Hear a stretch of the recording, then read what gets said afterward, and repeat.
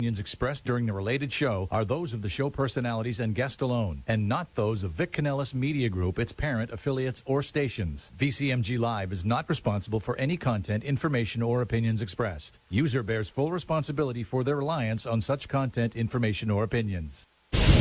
Welcome to Making Money with Laura Sanders, a name you can trust. With over 20 years of real estate experience and selling over 150 homes a year, Laura Sanders is the #1 RE/MAX agent in the state of Florida for 2021.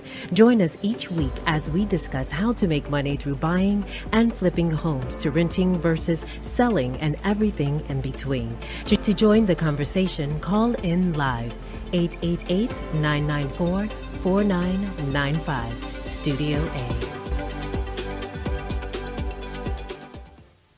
Hi everyone, welcome to Making Money with Laura Sanders, and I am your host, Laura Sanders.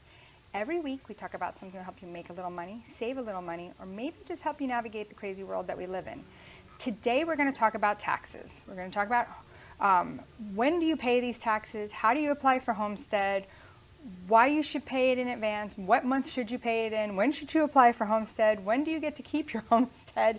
We're going to talk about all that with attorney Nick Fiorello from JK Closings. I want to welcome Nick. Thank you. Hi Nick, how are you? Good, how are you? Good. So first, before we go, I don't know the last time you've been on the show, and I know some people are listening to us, some people are going to be watching us live stream. You've lost a ton of weight, so you've been doing some kind of a journey, and I want to commend you on that. That's awesome, so congratulations. Thank you so much. And I know that in the real estate industry, because this all revolves around real estate, it is kind of hard to stay healthy and, you know, stay focused on your self. So socialization and drinks. That's what the real estate market is about. So yeah, it's fast food. Yeah, or fast food. Yeah. But you did it with Taco Bell, so. Yeah, but you got to be very particular. And it's funny, I was just telling a client that, you know, even like you can eat a McDonald's hamburger, and it was actually on a weight loss program that I did back when I was in my 20s, and it was actually a choice for a meal. So. Really? Yeah. So. And it's all about everything else. It's the external factors. Yeah. So, you know, a lot of people are not aware that taxes, when they come to Florida, first of all, they're expensive. Mm-hmm. Secondly, how that works in millage rate, and that they're paid in arrears. Some of them. So where are they not paid in arrears? I'll learn today. Taxes are broken up into two different types. You have the ad valorem and the non-ad valorem tax. They're all paid together in November, but they're broken up. So, and they're based on different year time frames for when they're calculated. So ad valorem or the county taxes, that's the bigger, usually the larger chunk of the taxes. That is paid in arrears. That's paid in November from, so let's say this year, from January 1 until December 31st. Okay. So that's how that's paid. That one's simple. Non-ad valorem is the city tax, usually the smaller chunk on your tax bill. Sometimes it's bigger, depending on any assessments or anything. But usually the smaller one, and that's paid forward in November based on an October 1st to September 30th year. Okay. So you're paying your county tax and city tax, or the ad valorem and the non-ad valorem tax, in November, hopefully, that's where we're going to get to get a discount, but they're both getting paid and applied differently. Okay, so where do you look on the tax? Let's just use Broward County. Where would you look to see the difference? So on your tax bill, it shows you a breakdown of every single line item that you're getting taxed. Like you're paying for the fire department, exactly. Right? And fire department, trash, whatever it is for your municipality and the county. And it says ad valorem, not ad valorem? And then it has different sub items underneath. So like under the ad valorem, it'll list more because it's usually the higher portion. So it lists all the different things. I don't know what they are off the top of my head, but they're all the different items under the county. And then it'll say the amount, and it totals it up. Total ad valorem tax is this. And then it'll show you the non-ad valorem, which is where, you know, you'll get the city trash or the fire or something like that. And it'll have it itemized there and then tallied there. And then there'll be a total tally of the total amount of taxes, which is what your tax bill is. Oh my gosh. Okay. So that's the other thing. So most people would want to close by December 31st. Definitely. And why is that? Well, closing by December 31st should, not always, allow you to establish your primary residence by January 1st, which is the key deadline for homestead. Not applying for a homestead, but declaring it as your home, your primary residence, your home base, basically. Right. So if I bought a place that recently had just lost its homestead, and now I'm not closing till the following year, I'm going to lose a whole year of homestead, right? Pretty much. But then the following year, you make the application after, I think, March 2nd or March 3rd. It changes every year. This year, I think it's March 3rd or 4th. So you would make the application before or at that deadline, or it's in between March 3rd or 4th, and it goes until the following March. Okay. And then it'll apply the following year's taxes. So you have to make the application when the application is due. Can't do it before March? Can't do it before March. It won't Okay, apply. so explain this, because this is where I think it gets a little hairy. So You can I file the close, application. okay, You can do that at any time. It's Oh, just when okay. it's going to be applied. okay. So sorry, So you if I go back. so if I close on January 2nd, which opposed to closing on January 31st, how does that adversely affect the buyer? Well, January 2nd or January 31st? No, Or, I'm sorry, December 31st or January 2nd. I'm sorry, so excuse me. if you can close on December 31st and make that your primary residence that day before January 1st, that's where you move all your stuff in, and you declare that as your primary residence, then for that following year's tax cycle, you can apply for homestead. If you do it after that, then it's going to apply the year after. Right. So it carries to the year after. So that's the difference. So basically, you're losing a whole year. If I close on January 2nd, it's that whole year that I'm not getting those taxes. Exactly. But then... Could you be still getting the old owner's taxes that year? You can. And so... That could be a benefit. It could be. But then the following year, it's going to raise anyway, regardless. I mean, chances are it's going to raise. You're buying a property. Chances are you're paying more than the previous owner. Person, yeah. Whenever it may be. Sometimes it's not the case, but Most times, most more times than not. yeah, more times than not it is. So the tax bill and the value of the home is going to raise. The tax bill is based on the value of the home. The county will usually set the value, usually based on the purchase price, but if they can audit that and change that as well. So they set the value of the home in whatever way they do, and then the tax bill is based on that. When you file for homestead, I think on average in Broward County, I was looking at a savings of anywhere between $500 to $1,000 every tax bill. Right. So your tax bill will definitely increase, but you have a savings on that increase. Okay. So- And then we could also talk about portability. So portability is great. It doesn't transfer the homestead exemption. You have to apply for the homestead exemption still when you move, but it helps transfer the savings that you have on the property. So your savings that you've earned, say you've been in a house for 30 years, you have all these savings on the taxes that you've been accumulating. It helps move over to the new property, so you're not hit that hard with the new tax bill, because you're most likely going to be increasing the value of that home. Or sometimes you're downsizing, which then is tremendous. Even if you're downsizing, though, you still might be increasing the value of that home you're moving to. Possibly. So it might be a lower amount than what you're paying currently because you're downsizing, but the tax bill is going to rise with the increased value of the home. But I've seen where, like, let's say I'm selling a $750,000 house. Now I'm moving a $250,000 condo. Now, yeah, you might have bought that house for $250,000, but now it's $750,000. You've had all these savings for all these years. You take it over to the $250,000 condo, and I've seen where normally their taxes would be $5,000, but now they're going to be somewhere around $2,700.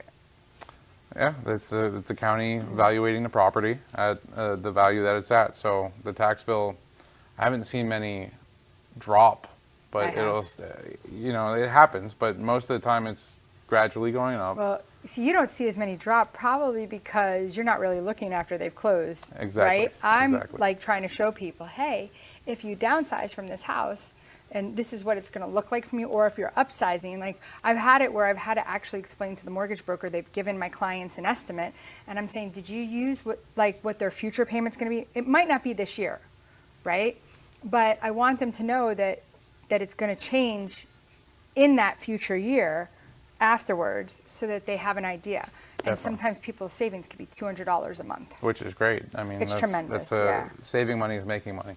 So Exactly. That's why we're here today. That's exactly why we're here today. Yeah. So Plus, we also want to make sure that, like, if people are thinking about buying or selling, that they have the right person to talk to. And, you know, I can give you the basics, and I'm very good at that. But sometimes you need a lawyer, and you want to make sure that the lawyer that you speak to is educated and has been doing it for a while. Then you guys have a team of lawyers at your facility. Yes, we do.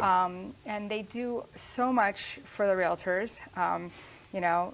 So that's another thing. So, you know, we want to get the buyers and sellers to come.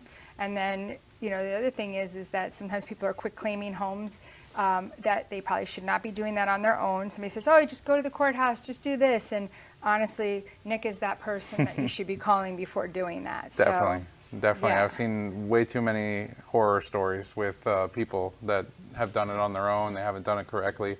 I just helped somebody who got divorced, and they didn't do the deed properly. It was a refinance, and somebody helped them. I don't know who it was. It was a title company, I believe. And there was an issue. Now it's 5 years after their divorce. They haven't spoken. So I had to track down this person to try to find them, to try to have them sign a document, which they were arguing with me that they didn't want to. And I had to explain that, look, you have a divorce paperwork here that says that. So it's a situation like that where it can get really muddy, really hairy, and it's all because somebody didn't do the diligence. That wasn't my deal, was it? No, it was not. Because we had one like that. We've had a couple, but it was not that one. Yeah. So I mean, yeah, this is making sure your paperwork's done right is a big deal. So sometimes you could be causing yourself more harm than good when messing around with your title on your home. You know, we'll go to commercial break, but when we come back, I want to talk about breaking the title. Like, you know, that's another thing that we should really focus on, is that if I do something to the title, how does that affect my title policy? So we're going to go to commercial break, and when we come back, we're going to find out, if you mess around with your title, are you breaking your title policy, and are you no longer covered? Stay tuned. At JK Closing Attorneys, we do all of the same things that a title company does, but with the benefits of being a law office. We can help with residential real estate, short sales, commercial real estate, refinances, 1031 exchanges, and FIRPTA withholding. Contact JK Closing Attorneys today at 954-332-3111. Again, that is 954-332-3111. Whether you're buying, selling, refinancing, or building your dream home, you have a lot riding on your loan specialist. Max Fish, a top 1% mortgage loan officer in the nation, will give you a same-day qualifying quote. Max Fish is committed to providing his customers with mortgage services that exceed their expectations. Ensuring that you make the right choice for you and your family is his ultimate goal. Contact Max Fish today at 954-729-6933 or max.fisch@nwmcorp.net. You have been watching Making Money with Laura.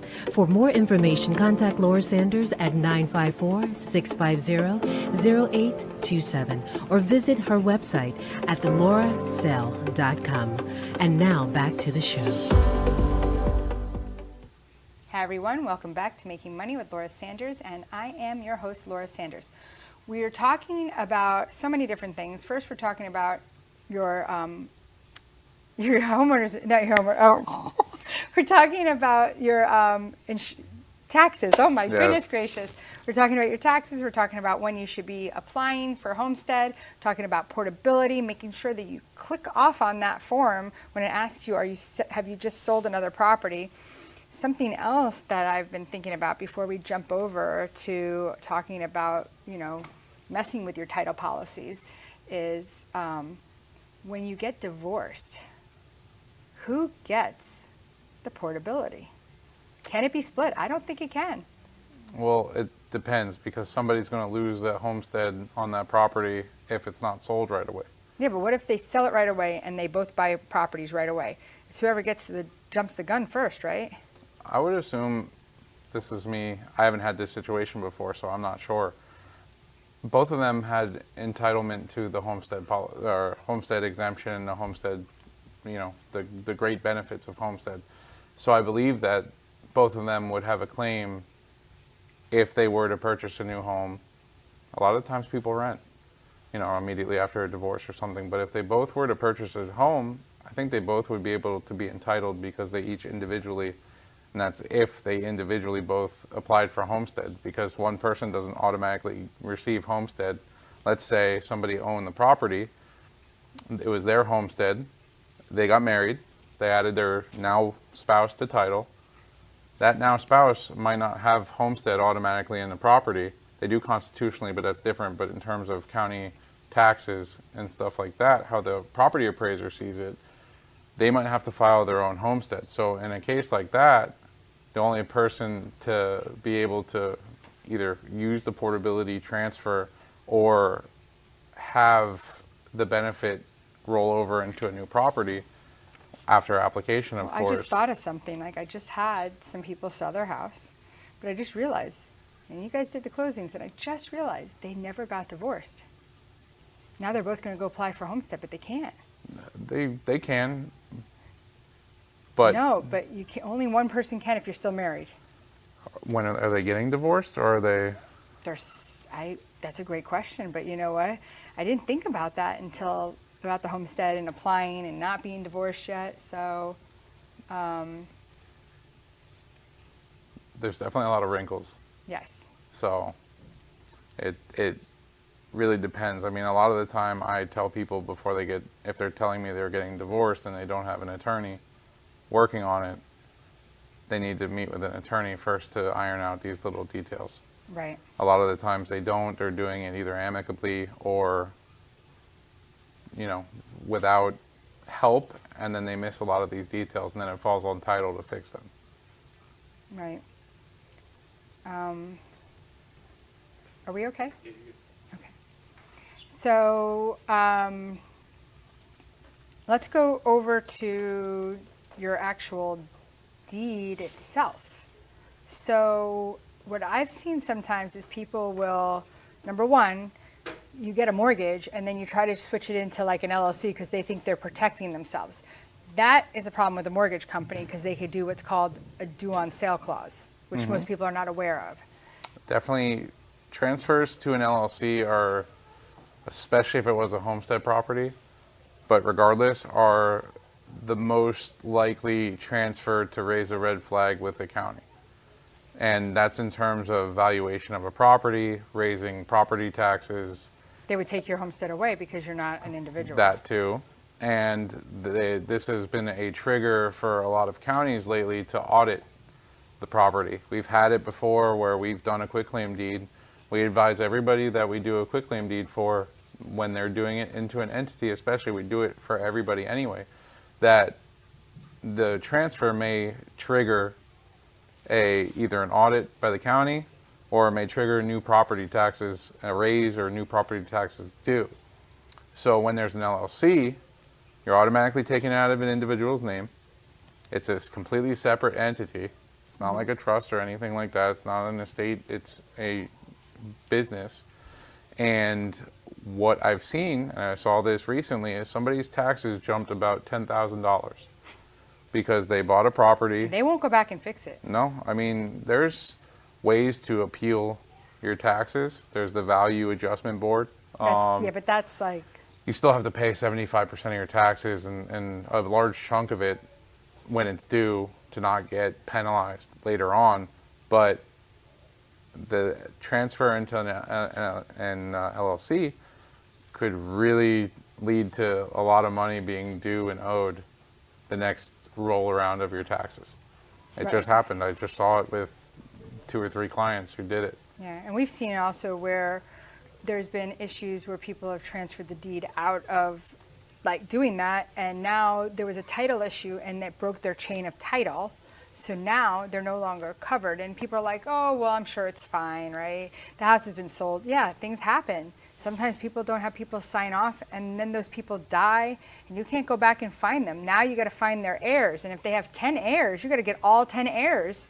I mean, and you can't even fix it because you don't have a title policy. What a nightmare. I just got contacted by somebody who, there was a divorce, so speaking about divorce, there was a deed from parents to son and his, at the time, girlfriend.